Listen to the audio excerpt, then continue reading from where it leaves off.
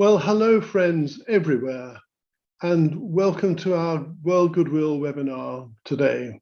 My name is Simon, and I work with the Lucis Trust in London.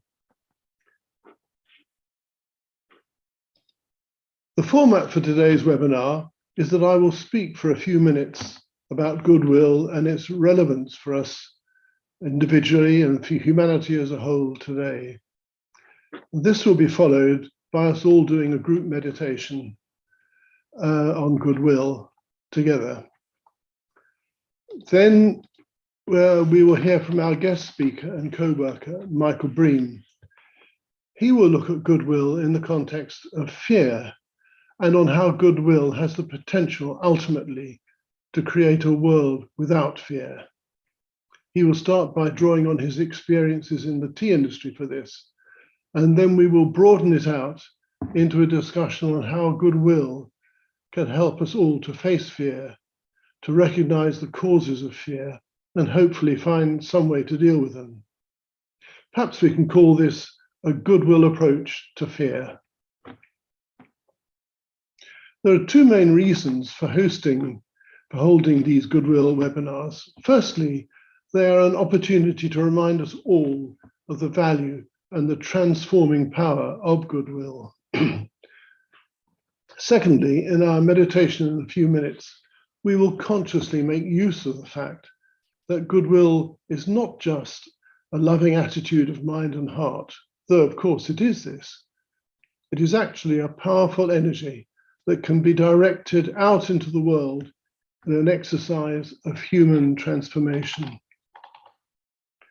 In this way, it can stimulate the hearts and minds of people around the world into expressing goodwill and a cooperative spirit.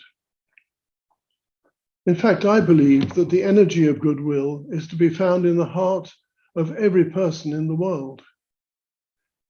With the majority of people, it is clearly present and works out in the many spontaneous kindnesses that I'm sure we all both receive and give to in our daily lives. With a few, it might be a bit more buried, submerged perhaps beneath patterns of emotional trauma, or concealed by the prison bars of fanatical thought. But it is there, nevertheless. And with skill in action, it can eventually be evoked. Given the right opportunity and the right use of words and actions, the energy of goodwill can elicit a response and help draw out the best in people. On a personal level, I'm sure we will all have had direct experience of the truth that even if some problem is a really difficult one to solve, with goodwill on all sides, it is possible to come to the necessary creative understanding and make the right compromises that will see a resolution to the problem that benefits everyone. Equally, some of us might also have experienced the opposite, an easy problem that cannot be resolved simply because the principle of goodwill is not present enough to overcome the antagonisms and hostilities that lie behind the problem. Goodwill is love in action. Like a smile, it is infectious. It has been described as the touchstone that can transform the world. So rightly worked with, goodwill can produce transformative effects, not just on a personal and community level, but on the national and international levels too. Of course, we are all observing the many horrors of injustice, of violence and suffering in various parts of today's world. And maybe some of us are even directly involved in them in some way. The heartbreaking effects of national and international selfishness and ill will, hatreds indeed, must surely be stirring us all to imagine ways in which we can be of some help, ways that will allow the love that underlies the happenings of the time to be brought to the surface and do its urgent job of reconciliation and healing. I'm reminded of the prayer found in the Ravensbrück concentration camp on a scrap of wrapping paper near the body of a dead child. O Lord, remember not only the men and women of goodwill, but also those of ill will. But do not remember all the suffering they have inflicted upon us. Remember the fruits we have borne thanks to this suffering, our comradeship, our loyalty, our humility, our courage, our generosity, the greatness of heart which has grown out of all this. And when they come to the judgment, let all the fruits that we have borne be their forgiveness.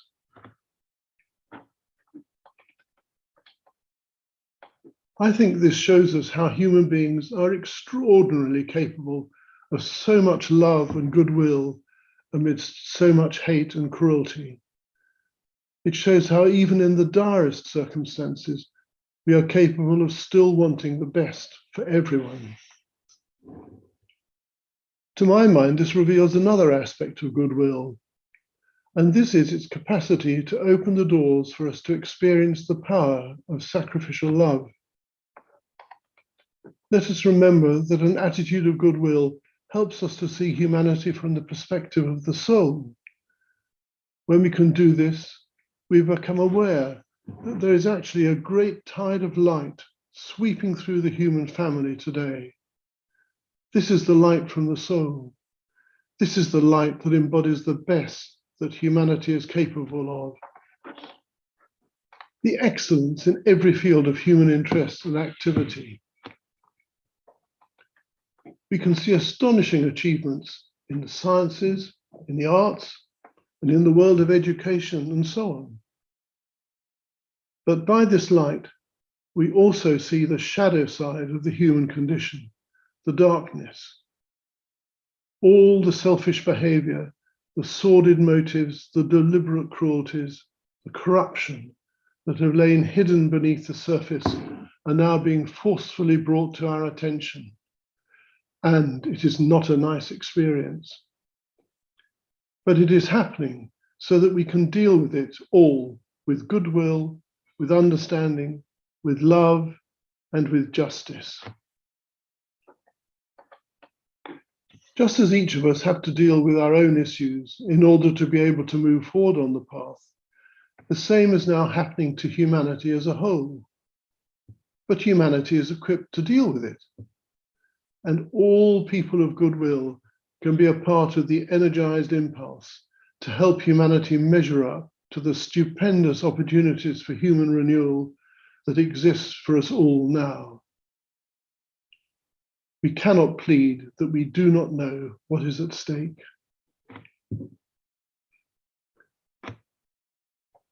So let us prepare to go into our goodwill meditation together now.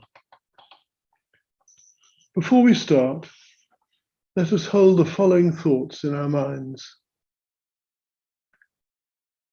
That this is a group world effort, and we are sharing it with thousands of people of goodwill all around the world. Let us understand that at the heart of our being, we are souls, and as such, we are in communion with all souls and have telepathic rapport with them. Remember that energy follows thought. Understand that the meditation we're going to do is a positive, creative use of the mind in which we actively link the inner and outer worlds of soul and form. We need to use the creative imagination to see ourselves at one with all humanity and with all that is progressive, spiritual, and working for human welfare and right human relations. Lastly, let us adopt a confident attitude. Let us know that together we are acting as a channel for the energy of goodwill. This attitude can and will produce potent results. So now, let us go into our meditation on goodwill. First, let's make sure we have adopted a comfortable, alert position.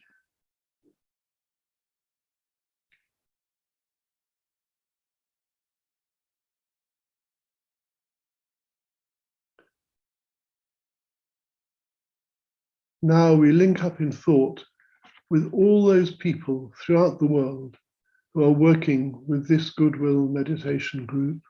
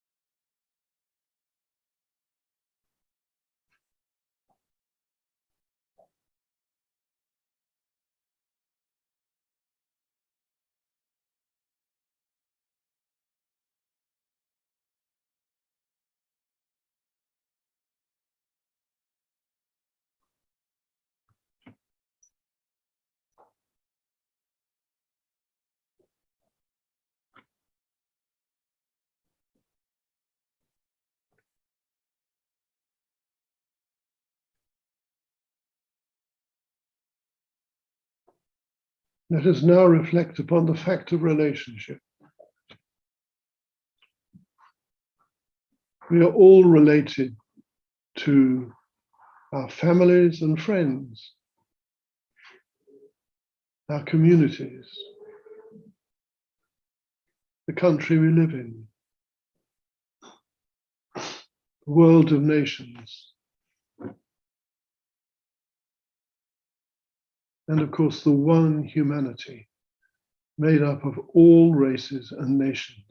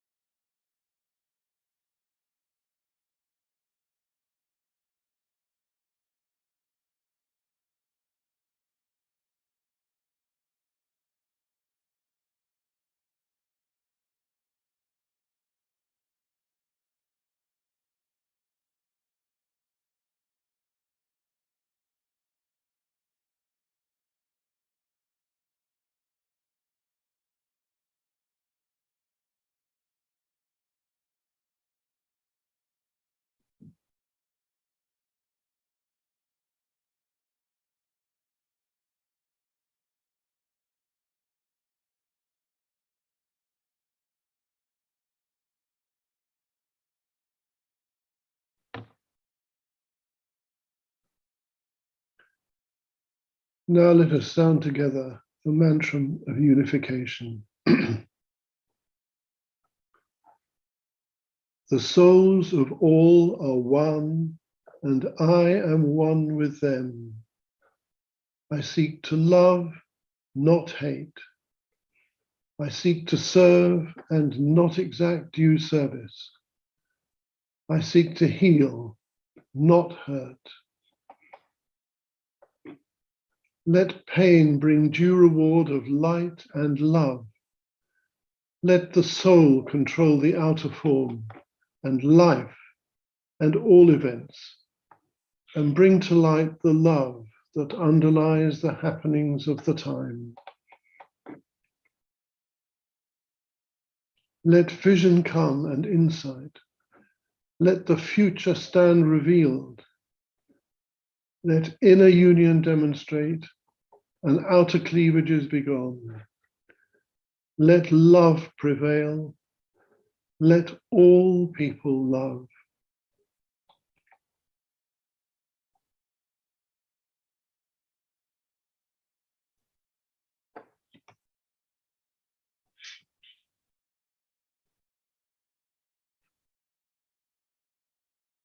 Now let us reflect upon our own and humanity's relationship with all the beings who dwell in the higher realms of mind and heart, the spiritual hierarchy of saints, rishis, bodhisattvas, and masters, who are honored by all the world's religions and spiritual groups.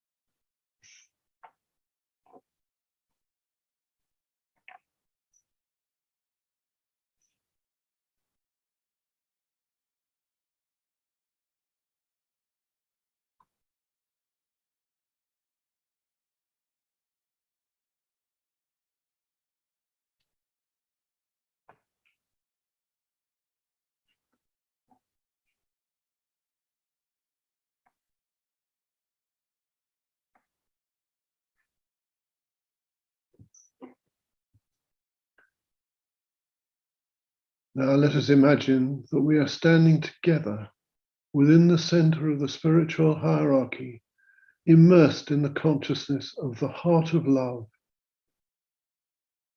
For some, this heart of love is known as the Christ. Other faiths have different names for the one at the center, such as Maitreya, the Imam Mahdi, and the Kalki avatar. But it is the same great identity.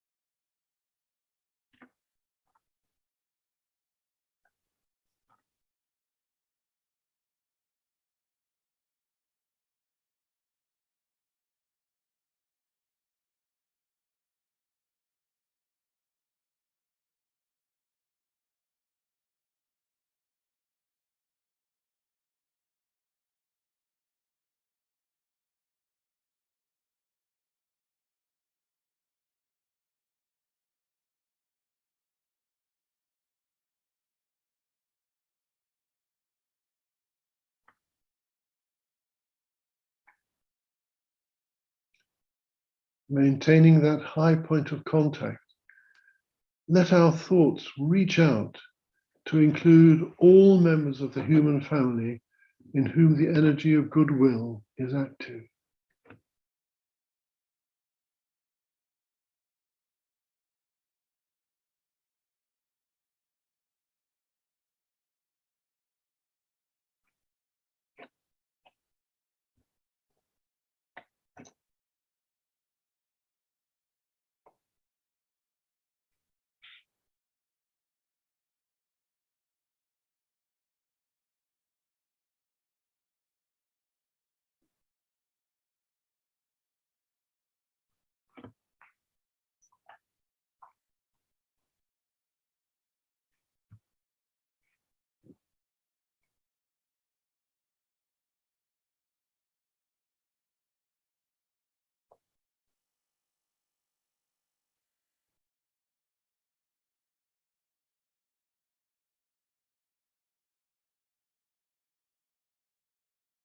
Let us sound together the affirmation.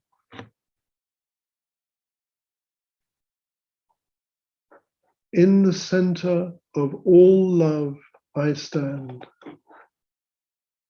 From that center, I, the soul, will outward move. From that center, I, the one who serves, will work. May the love of the divine self be shed abroad in my heart, through my group, and throughout the world.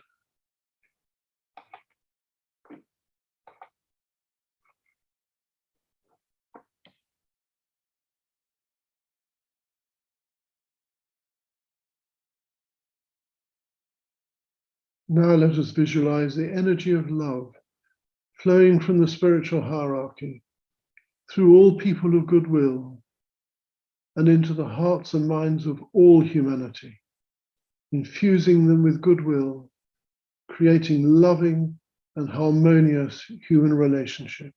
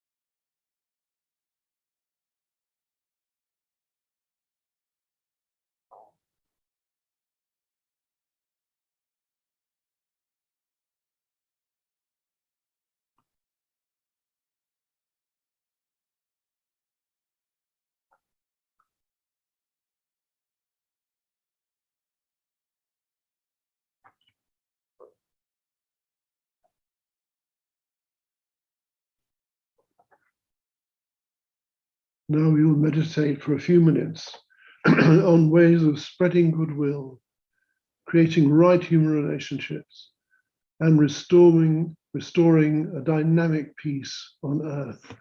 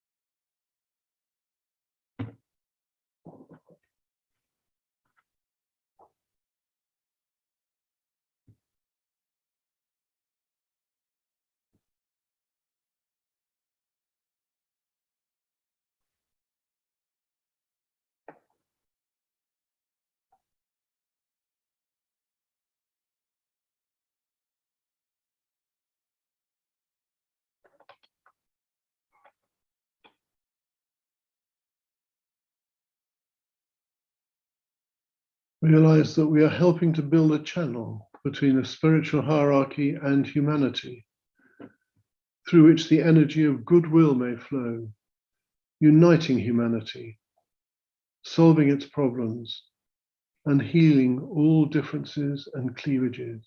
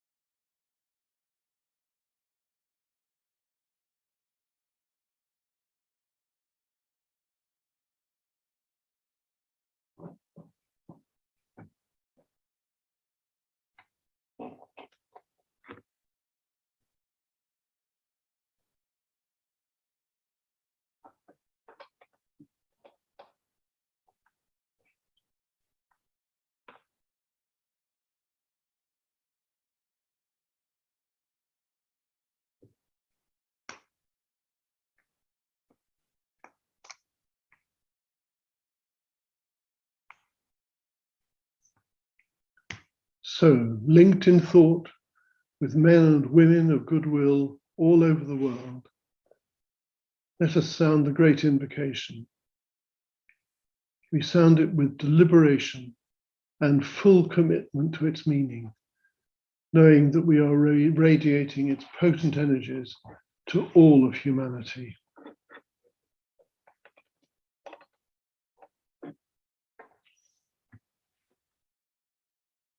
From the point of light within the mind of God, let light stream forth into human minds. Let light descend on earth. From the point of love within the heart of God, let love stream forth into human hearts. May the coming one return to earth.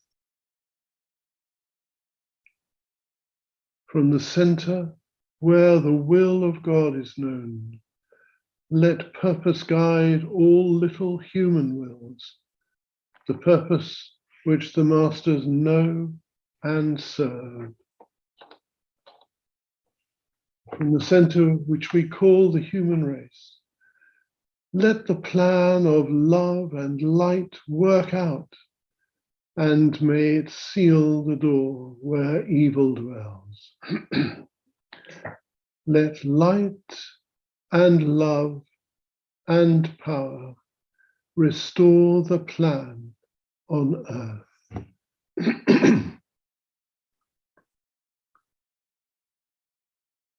Oh.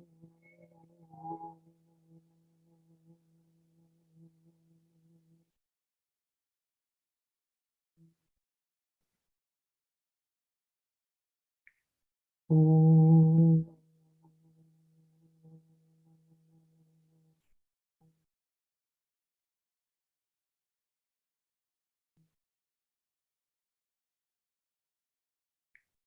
Oh.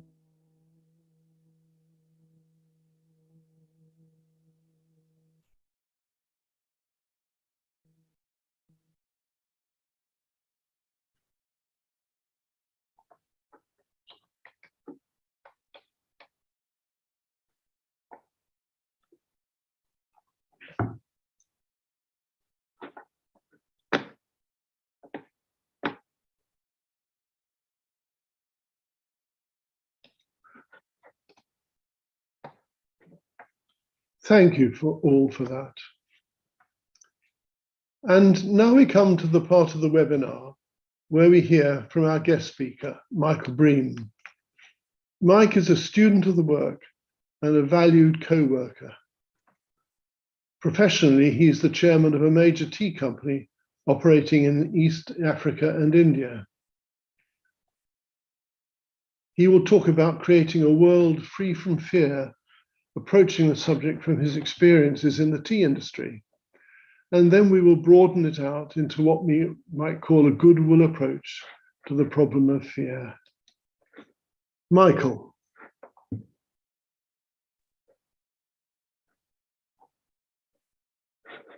Hello, Simon. Yes, you're there. Hello. I'm here. Hi. Hi, everyone. Hello, everyone. It's a joy to be here with you all today. Can you hear me? Okay, yes, Simon? very well. Very well. So firstly, I just would like to thank Simon and Chris Morgan for inviting me to join this Goodwill webinar. It's a wonderful opportunity to share some thoughts with all of you. So thank you for having me. I would like to talk about goodwill and its potential ultimately to create a world without fear. As we delve into the topic of goodwill and its transformative power, I want to emphasize that while creating a world without fear may seem like an impossibility, it is through goodwill that we can take significant steps towards achieving this goal. Let's begin by shining a light on a seemingly unrelated issue, the tea industry. It employs a staggering 13 million people worldwide, with 75% of its workforce being women. However, what might surprise many is the dark shadow that looms over this industry. Independent studies indicate that 3 in 4 women in the tea industry work or seek work in fear of sexual exploitation, abuse, and harassment. Sadly, the very cup of tea that many of us enjoy, that restores and revives, includes a dose of fear and violence for these women. The causes of this fear are multifaceted. First, there's the systemic risk inherent in the tea industry, where women often leave the protection of their families and communities to seek employment, often on a seasonal basis. Second, the very structure of tea plantations, designed during colonial times, was meant for control, not protection. And third, the price of tea today is lower than it was when I began my career in the tea industry 44 years ago, resulting in a lack of investment in professional safeguarding management practices. The fear in the tea industry is real and present, but it's only through goodwill that we can address it. Most women don't report abuse out of fear, and transforming this industry is a complex challenge. However, I firmly believe it can be achieved if there is an industry-wide commitment to address 3 fundamental questions. First, how do we protect women working away from their communities? Second, how do we fix an abusive system within the tea industry? And third, how do we address the low price of tea that prevents women from thriving? For major tea brands that do not grow tea, but purchase it on the open market, the question becomes, what do we need to do to lead by example and end violence against women in the tea industry?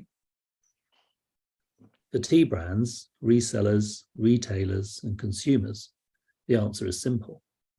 It's a matter of awareness and demonstrating goodwill. The goodwill of tea drinkers to pay a price for a cup of tea that does not take advantage of the exploitation of women working in tea. The goodwill of retailers to draw a baseline on the price per kilogram. And the goodwill of tea brands to pledge to do the most, not the least, by making 3 commitments. To work for tea farmers, not the other way around. To agree to direct contracts with tea farmers that reflect the true cost of tea and suspend buying at auction.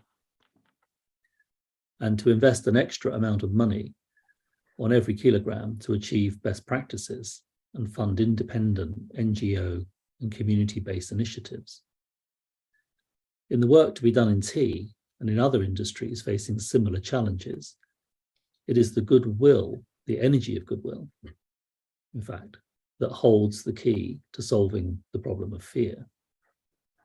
Once fear is out in the open, once all people become aware of its presence, we can begin the process of healing and transformation. However, fear has a crafty way of hiding and avoiding being called out. Victims of abuse often face the additional burden of cultural shaming, which keeps fear and violence unaddressed. As we think about the problem of fear in the tea industry and its transformation, I urge us to trust in the idea that fear is not something anyone should face alone. Let us ask for help and offer help to those who need it.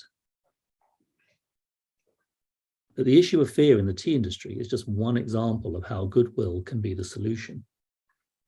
It's fascinating to consider how goodwill often comes into play whenever the issue at hand is rooted in fear.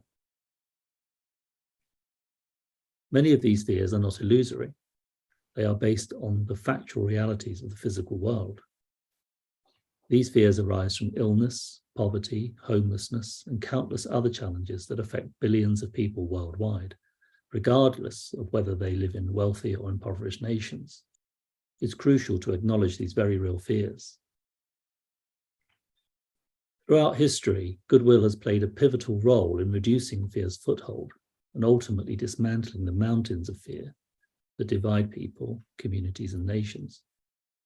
It is goodwill that paves the path to lasting peace. Fear appears to have no limits, from global fears to personal ones, but neither does goodwill. It's through goodwill that we create groups and institutions dedicated to addressing illness, poverty, homelessness, and embodying goodwill more successfully. Attempting to live in the face of fear is an experience we all share. Whether those fears are grounded in reality or are products of our imagination, they have a profound impact. Fear's most notable quality is its divisiveness, its ability to drive wedges between us. In stark contrast, goodwill is built on a foundation of love and trust. Apart from the more obvious forms of fear, there are also subtler forms: fear of the future, fear about our purpose in life, and fear as a glamour that distorts our vision of the future. We see this in the world of finance, international politics, and domestic politics, where fear can hold people back from making progress. We can also examine how fear manifests within our own thoughts and desires. This introspection can guide us in diminishing fear and contribute to leading humanity towards a more joyful and spiritual life. Now, as we navigate through the complex landscape of fear and goodwill, it's essential to draw inspiration from those who have envisioned a brighter future. In this context, I'd like to invoke the timeless wisdom of Franklin D. Roosevelt, the 32nd President of the United States. In his State of the Union address on January 6, 1941, President Roosevelt articulated what have come to be known as the four freedoms. These freedoms are fundamental principles that today continue to resonate as a beacon of hope and optimism. The first of these freedoms is freedom of speech and expression. In a world where fear often stifles voices and suppresses creativity, this freedom encourages us to speak our minds, share our thoughts, and express ourselves without fear of retribution. It's a cornerstone of democracy and a powerful tool for change. The second freedom is freedom of worship. This principle reminds us that we should be free of fear to practice our faith, or not, without facing discrimination or persecution. It fosters understanding, tolerance, and respect for diverse belief systems, all of which are essential for a harmonious world. The third freedom is freedom from want. This speaks to the basic human right to live free from poverty, hunger, and the fear of economic instability.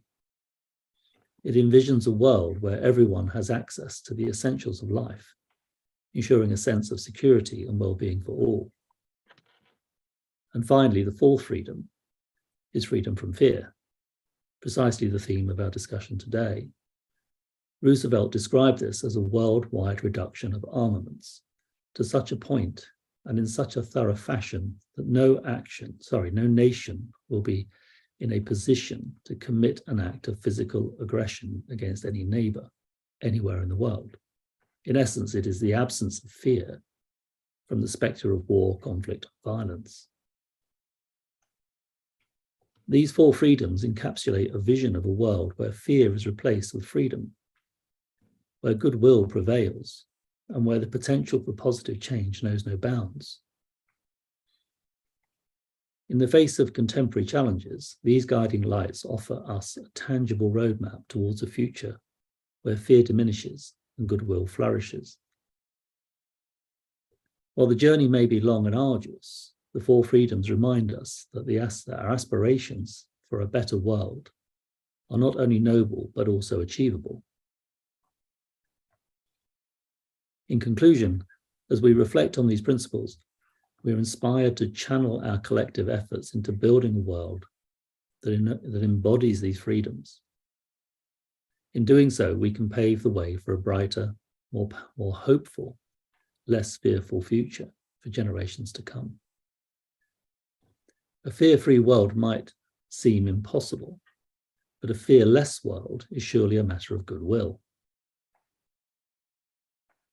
It's a rich and complex subject, and I believe that by acknowledging fear, promoting goodwill, and working together, we can take significant steps towards a world where fear holds no dominion.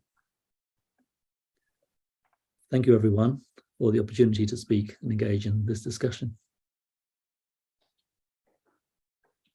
Thank you, Mike. That was really lovely. And I can't see on my screen if there's anybody wanting to ask a question or make a comment, but I'm sure there will be soon. But before that happens, you mentioned the third of Roosevelt's four freedoms, which was the freedom from want and the human right for everybody in the world to have the basic essentials for life. And this reminds me of a book that was published must be about 10 years ago, called by, can't remember the author, it was called The Spirit Level. And it was a statistical analysis of how the countries where there was not a great difference between the rich and the poor were much more healthy societies. And that is, compare that with countries where there was a gross disparity between extreme poverty and obscene wealth. And those are the countries which manifested all the indicators of social malaise: the murder rate, divorce rate, drug addiction, teenage pregnancies, all those things. And they brought this book out, and all the experts were wheeled out to show that their analysis was wrong. And the more they tried to show them this, the more they proved them right. So in terms of that third freedom, we really do need to somehow work towards a more equitable society, seems to me. Yes, it certainly seems so. Certainly in my own experience in the world of tea, I've traded internationally for many years, and it does seem that there is excessive competition and excessive capability to take advantage of the less equal, if you like, economically disadvantaged. And it's something that is taking a long time seems to be taking a long time worldwide for people to realize that everything they do has an impact on somebody else, and therefore a little bit of consideration as to how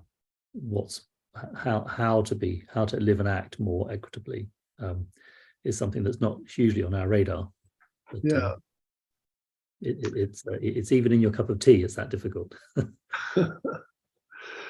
I see there's somebody called John Horan who's got his hand up. Would you like to unmute yourself, John? Thank you, Simon. Yes. Michael, bravo. What a fantastic talk, and so sorely needed at this time. I don't think you could have chosen a better subject.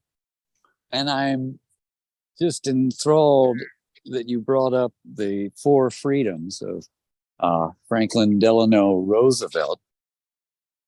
When I was being educated in the 60s and 70s, we were taught about this briefly in the United States. As the years have gone by and I've become a teacher myself, when I talk to people about the four freedoms, the younger generation has never heard of them. They're no longer being taught or discussed. And it is said at the time there was great resistance to them, Michael, because the then opposition party at the time regarded these principles as extraneous, extravagant, and an attempt by Roosevelt to codify his New Deal, we're all in this together collectivist policies. I think the time has come, and I just wanted to say thank you for reminding us, and thank you for your brilliant talk and work. Thank you, John. Very kind. This reminds me, rather interestingly, of a little village church near where I live. And there's a memorial on the wall to the son of the squire who was killed in the war somewhere in Italy. And the memorial says, "He died for God, king, country, and the four freedoms. And I've never seen that anywhere else. And every time they get a new vicar, I tell him he must do a sermon on it, and he never does. Somebody called Kit Turin. Would you like to unmute yourself, Kit? Hello? Yes, we can hear you. Okay, wonderful. Thank you, Simon and Michael, for both of your beautiful talks. And I wanted to share an experience I had, and that was, I was once in a group, and we were sitting in a circle, and we were asked to just think within our own minds of all the communities we are a part of. And that's also, you know, part of our Goodwill meditation. But so I was sitting there, and I think, and we were supposed to start to jot them down. I think I had reached 30 communities I was a part of, and it might have been very loosely a part of, you know, to living in an apartment building, things like that. And then it just came into my mind that, oh, I am part of the community of those who can feel fear. And it's like my heart broke open, because it suddenly struck me, oh, how much, you know, there are different times when we can be acting from fear. And that can be something, I suddenly experienced it as a way of having more compassion for everyone. The realization that, oh, people, you know, maybe who I disagree with, or all sorts of things, or even myself, we can be coming from fear. And that realization was something that I could, and when I remember to, can use as something to increase my compassion. So I just wanted to share that, although I suppose to some people that might be very counterintuitive. Thank you very much. That's lovely. One of the questions that arose in my mind from your talk, Mike, was how does the fair trade movement measure up to these problems? Does it have a special policy? I would say it's a very interesting question, because lots of the movements, whether it's fair trade or things like Rainforest Alliance, they're fairly general. So they try to cover all areas. So if we're talking about a tea plantation, perhaps in, let's say Malawi for the sake of example, or could be Kenya, or any tea producing nation, the approach is fairly general, and it's there to sort of set a minimum standard, so that and it definitely will work over time to improve conditions. And it's certainly something I've had involvement with for a long time, and it definitely makes a difference. But this particular issue of fear of SEA, the sexual exploitation, abuse and harassment, is such a hidden issue that it's so difficult, and it sounds illogical, and it sounds like we're not doing a very good job because we're not seeing these things. But this particular issue seems to plague plantations where the organization is systemically able or enables these awful behaviors and acts of violence. And the extent of it was revealed fairly recently, in fact this year with the BBC did a documentary where they went undercover and did this. And so fair trade is aware, everyone is aware, but there are no real studies. And until what I think, without going into specific organizations, the challenge appears to be, certainly the challenge in terms of my professional career, is about a particular lens. And that lens, if we can call it, it sounds awful, but fear-free, which of course we can't be fear-free, but to sort of have a fearless lens, a fearless lens, is perhaps a way to really focus on specific issues. So I think the way that I think about it is that fair trade tries to do 20 things. This particular issue of fear and of violence is one of those 20. And so by focusing on this one, we also solve the other 19. If you like, we'll have to solve all of them, of course we do, but it's something that is a particularly difficult issue in agriculture worldwide, and it's endemic. So yes, everyone has something to do to help in terms of organizations like Fair Trade, but it does seem that if we're really going to make a difference, we've got to focus on this particular issue. That seems to be the evidence at the moment. Yes, that's interesting. One of the things that this conversation has brought to mind is the women's movement in Iran, young women's. And several people have commented to me about the extraordinary absence of fear that these women are demonstrating.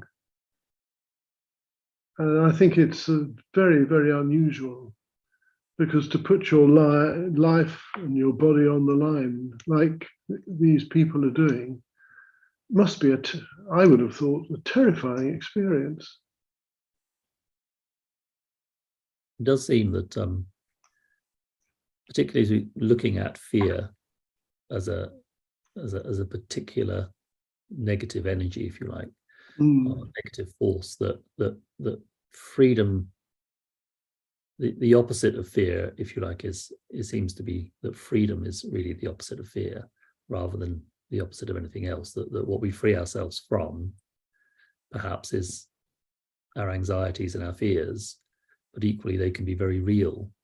And to be brave and to be fearless and to reduce fear seems to be a particular area of, perhaps we just don't look at it from that lens, particularly politically and culturally. Perhaps we look at it slightly differently and include fear rather than focus on fear as absolutely fundamental to, causative, should I say, rather than something that is an outcome. It seems to be that a cause of many of the problems that we face.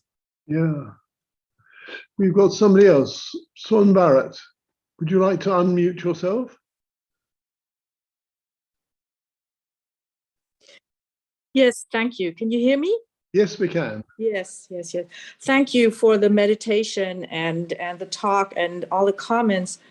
And I was just thinking when you talk about fear and also connecting it to what Kit said earlier about feeling fear, is that I think that one of the things about the fear that you're talking about, like in the tea industry, about the SIA, is that it's fear, like it's underground. Fear is expressed in so many different ways. Some people turn to revenge or violence, to mask their fear. And others, they don't even express it. They turn completely inward. So sometimes we don't even recognize fear for what it is when we look at something, so that's why I think it's so important what Mike was saying, that we need to look, use our different lenses to look at what's going on and see how fear is being expressed, sometimes not as fear at all, playing strong, covering it up, or having a fear that is so much a part of a social role, within social systems, because it touches such widely held social mores. And and I too, I wonder about what is it in Iran that has, maybe it's because it's gone on so long, maybe because there are many of them, but something has opened up there for people to step over the fear in order to express what they want, even in the face of this opposition. So thank you. Just sharing my thoughts that are coming up from what I'm hearing. Thank you. Thank you very much. That was a lovely contribution. Do you have anything to say in response to that, Mike? Well, I think it's this. Thank you, Swain. It's this the hidden fear and the ability to, for cultures, whether they're very local or even communities, to accept what is unacceptable, to accept behaviors that generate a lot of fear, and if, in this instance, if you like, in the tea industry, and violence, the hidden nature of fear, the divisiveness of it, but the inability for communities to face into something, and it's very easy for me to say that sat here, but the normalization of fear, the normalization, and that in terms of the tea industry particularly, and in many agricultural industries, it's considered that certain violence, if you like, or risk of violence, of fear, is normalized and accepted as the cost of being there. That's something that particularly women have to, or feel that they have to provide, for example, in tea, to provide for their families. They will accept, well, that's not the right word, but or will live with the fear, if you like, and it also is enabled to remain and continue because it's unspoken, and these things. It's a complex issue, but the idea that fear sits there unaddressed, it does feel entirely appropriate that once it's out in the open, that requires the goodwill. That's where the goodwill comes in, the goodwill that you can trust, that you won't be judged, that you won't be penalized, that you won't be victimized as a result of the fact that you're already a victim of fear of violence. Well, thank you very much. Actually, we're running out of time now, so I think we should bring things to a close with a big thank you to you, Mike, and also to all of you out there who've been participating in this webinar, for your time and thoughtful and loving contributions. So I thought it would be a right thing to do, particularly in view of the appalling situation in the Middle East, to actually end this webinar by us saying it together again, the mantra of unification that we used earlier, and which hopefully is now going to come up on your screen. And it is.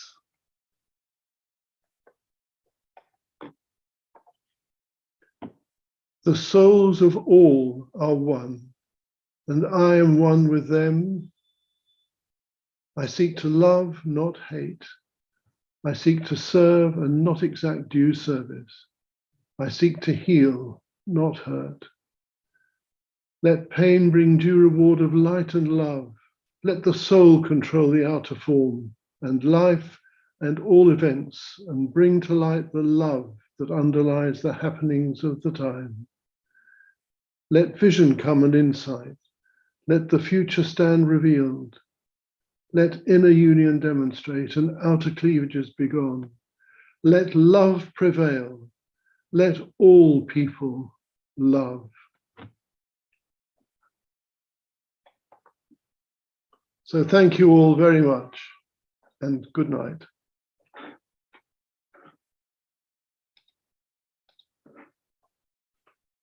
You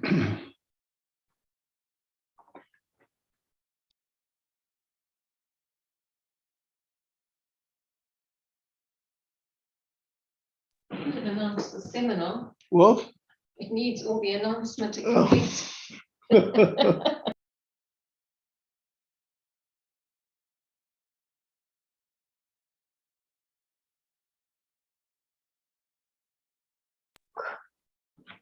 Wanted you to put down your book and things like that. What book? The book you referred to, the spirit level. I didn't see any of these chats at all. Yeah. We didn't mute.